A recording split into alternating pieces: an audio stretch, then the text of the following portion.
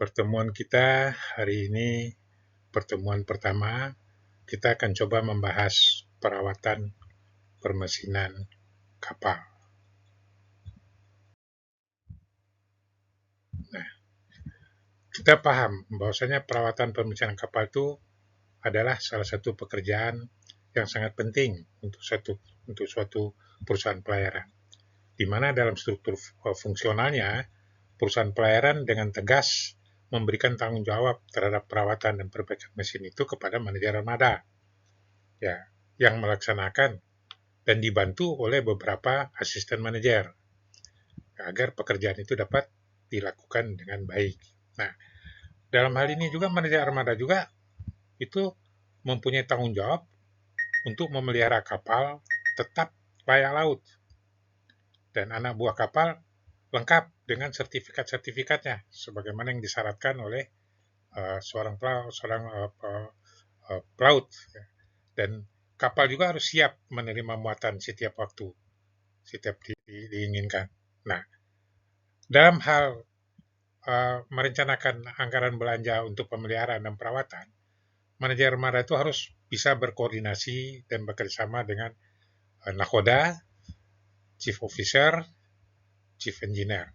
Nah, sedangkan manajer armada ini juga bertanggung jawab untuk memelihara agar kapalnya tetap layak laut, dapat beroperasi sebagaimana seharusnya, dan dapat melengkapi juga anak buah kapal yang lengkap dan dengan sertifikat-sertifikat pelautnya, sertifikat-sertifikat yang diharuskan untuk seorang pelaut. Dan kapal itu harus siap berlayar, terutama kapal itu juga harus siap menerima muatan setiap waktu. Nah, anggaran belanja spare part dan target perawatan dan perbaikan itu sangat penting untuk menentukan komitmen dari manajemen perusahaan dan armada kapalnya menjadi yang terbaik, sebagaimana visi dan misi, di mana manajer armada itu harus dapat membesarkan perusahaan pelayaran itu, mengharumkan nama perusahaan pelayaran itu, sehingga banyak perusahaan-perusahaan itu mau bekerja sama dengan perusahaan kita, dengan kapal kita.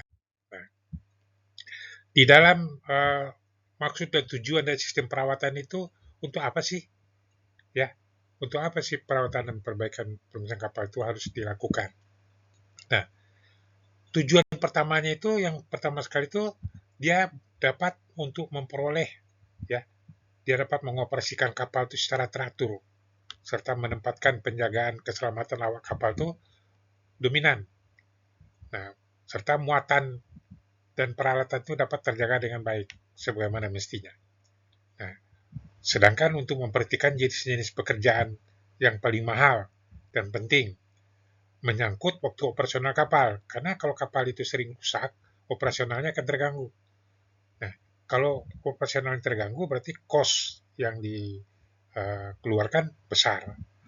Nah, makanya perlu sistem perawatan yang teliti dan baik dikembangkan secara saksama guna menghemat pengeluaran biaya perawatan kapal.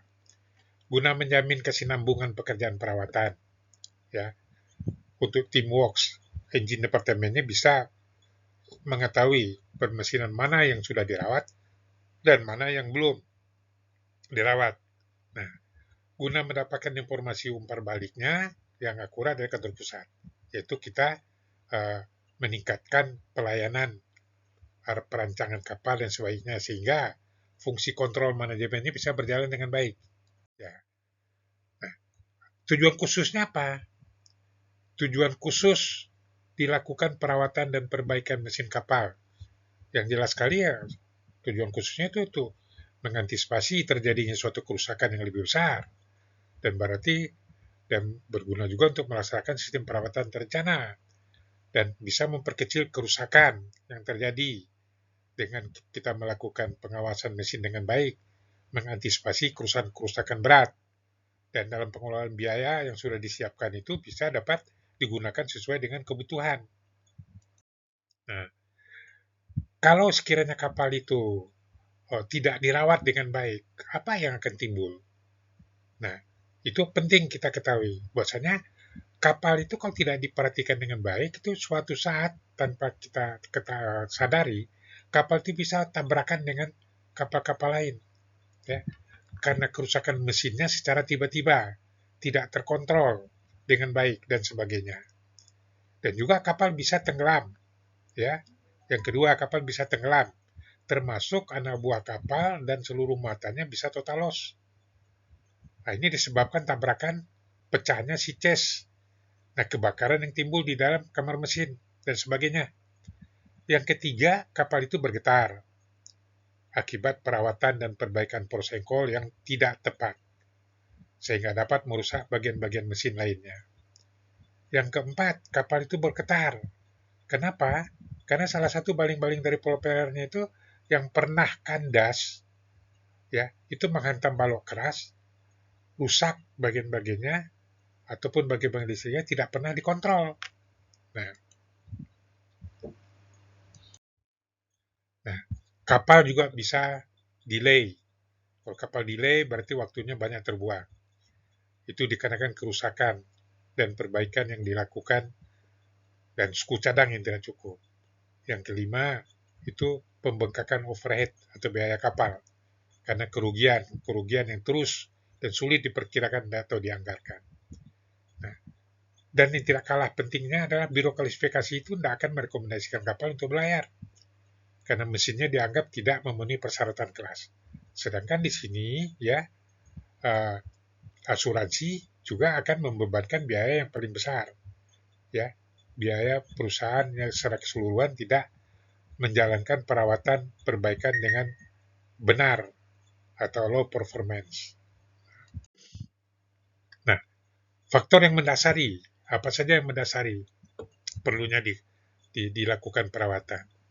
Ya, pertama, kewajiban pemilik kapal itu untuk mempersiapkan kapalnya tetap dalam prima layak laut.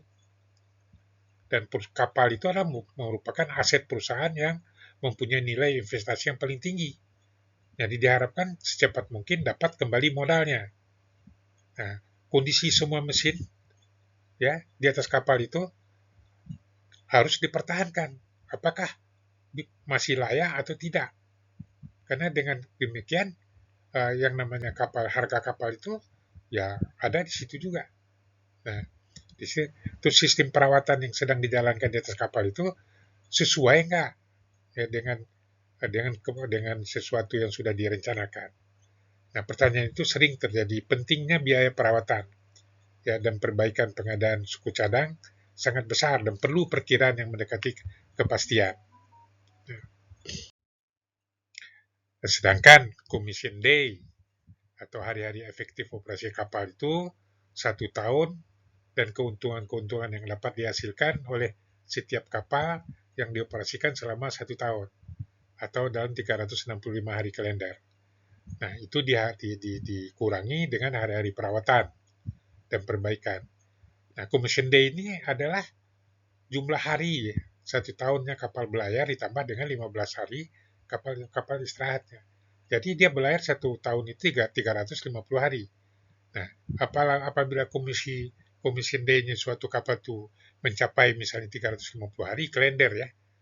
Nah, itu berarti kapal atau perusahaan akan mendapatkan keuntungan yang besar, ya, bahwa kapal itu membutuhkan perawatan dan perbaikan bisa diantisipasi dengan biaya tersebut. Nah, sedangkan waktu menganggur itu kadang-kadang dikarenakan adanya kesalahan pihak kapal. Nah, apabila kapal itu sendiri tidak dalam bermasalah dalam perawatan dan perbaikan, namun kapal itu menganggur dikarenakan tidak adanya muatan misalnya. Jadi kerugian yang besar itu dapat diterima oleh perusahaan. Perusahaan akan menerima kerugian yang sangat besar karena kapalnya banyak nganggur. Makanya perlu di sini keaktifan dari manajer armadanya. Nah, terus untuk organisasi kapalnya, ya, organisasi kapal itu berbentuk organisasi universal, di mana semua kapal yang ada di seluruh dunia bentuknya sangat berbeda dengan organisasi di darat. Jadi organisasi di laut itu sangat berbeda dengan organisasi di darat.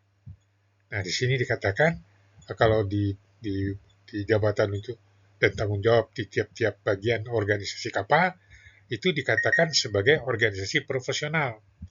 Ya, dilihat dari gambar organisasi kapalnya itu sebagai contoh, ya, seorang masinis 3 pada saat tugas jaga itu di pelabuhan dan KKM masinis 1 masinis 2 tidak ada di tempat, otomatis mendapat delegasi.